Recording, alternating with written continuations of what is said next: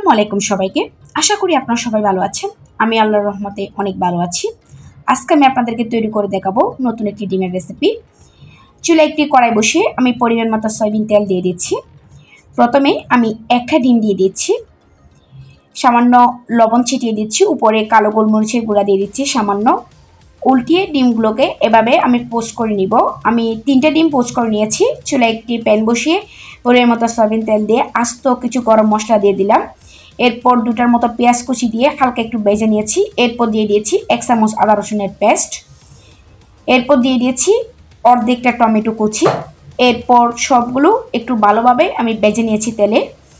এরপর দিয়ে দিচ্ছি 2 চামচ সরিষা বাটা, 2 চামচ কাঁচামরিচ বাটা দিয়ে দিলাম। এরপর সবগুলো মশলা প্রথমে একটু কষিয়ে নিব।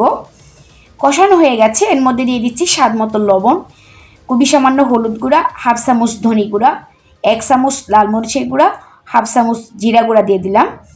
এরপর সামান্য পানি দিয়ে প্রথমে মশলাগুলোকে একটু কষিয়ে নিব। সবগুলো ভালোভাবে মিশিয়ে নিয়েছি। 2 মিনিটের জন্য ঢাকা দিয়ে দিয়েছি। 2 মিনিট পর ঢাকাটা উঠিয়ে নিলাম। মশলা থেকে তেল ছেড়ে দিয়েছে। আমার মশলাটা কষানো হয়ে গেছে।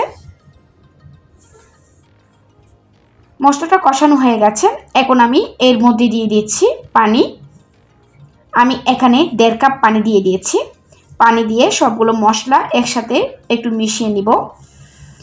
এখন আমি যে ডিমগুলো প্রথমে পোস্ট করে নিয়েছিলাম এই 3টে ডিমই দিয়ে দিয়েছি ঝুড়ির মধ্যে। দিয়ে ঢাকা দিয়ে আমি 15 মিনিট রান্না করে নিব। 15 মিনিট পর ঢাকাটা উঠিয়ে নিলাম। এই সময় লবণটা চেক করে নেবেন। লবণ আমার হয়েছিল, সেজন্য আমি লবণ দিইনি। আরও 2 মিনিট ঢাকা দিয়ে ঝোলটাকে আরেকটু শুকিয়ে এরপর চুলা থেকে নামিয়ে নিয়েছি। দেখুন মাশাআল্লাহ, দেখতে অনেক লোভনীয় দেখাচ্ছে নতুন এই ডিমের রেসিপিটি। এভাবে যদি রান্না করেন সবাই চেটেপুটে খেয়ে নেবে। সবচেয়ে সহজভাবে ডিমের রেসিপিটি তৈরি করে দেখিয়েছি। আশা করি আজকের রেসিপিটি আপনাদের ভালো লেগেছে। আশা করি আপনারা বাসায় ট্রাই করবেন। যদি আমার এরকম সহজ রেসিপিগুলো আপনাদের ভালো লেগে থাকে তাহলে অবশ্যই আমার চ্যানেলটি সাবস্ক্রাইব করবেন, পাশের নোটিফিকেশন বেলটি অন করে রাখবেন। যখন আমি নতুন কোনো ভিডিও আপলোড করব তখন সাথে সাথে আপনাদের কাছে নোটিফিকেশনটি পৌঁছে যাবে। অবশ্যই আমার ভিডিওতে একটি লাইক করবেন। কোনো প্রশ্ন থাকলে আপনারা আমাকে কমেন্টস করে জানাতে পারেন। সবাই ভালো থাকবেন, সুস্থ থাকবেন, আমার জন্য দোয়া করবেন। আল্লাহ হাফেজ।